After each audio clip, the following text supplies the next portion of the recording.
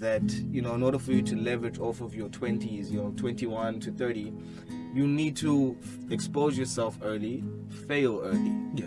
The earlier you fail, the quicker you get to, progress in life. I think some of us in our 20s, we are afraid of failure, as if now we must already have that Lamborghini. Nah, relax, bro. Like, enjoy the journey. Enjoy the journey. Yeah, for sure. Because we tend to take things for granted if we do not enjoy the journey. That's like why I like this whole setup. Imagine if you had the 1 mil now to set up the podcast. Yeah. There's lessons that you miss. Yeah, for there's sure. no memory that you all remember when you started with this, because you just had the 1 mil and it's done.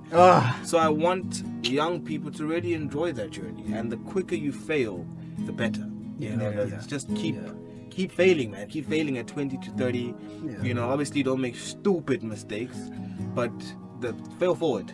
I think Unsega last time mentioned that as well. But you must just fail forward. Fail early, because if you look at it in the entrepreneurship space, 80% of businesses fail within 2 years. So why don't you start a business early so that you can get over those 2 years? By the time you're 23, 24, you've already made those mistakes. Now you're moving on to new mistakes. And then also the issue of, well, not the issue, but the advantage of having role models or mentors. There's some mistakes that you just don't have to make because you've leveraged off of other people making those mistakes. Thank you. There's people that have made 10,000 mistakes, so you can just make 2. So also take advantage of finding people who have walked the path that you are still yet to walk, and that can be done in your 20s and 30s. And that fun, again, is different to a fun from 30s to 40s, 40s to 50s. So within that decade, you need to have obviously a plan, because if you fail to plan, you plan to fail.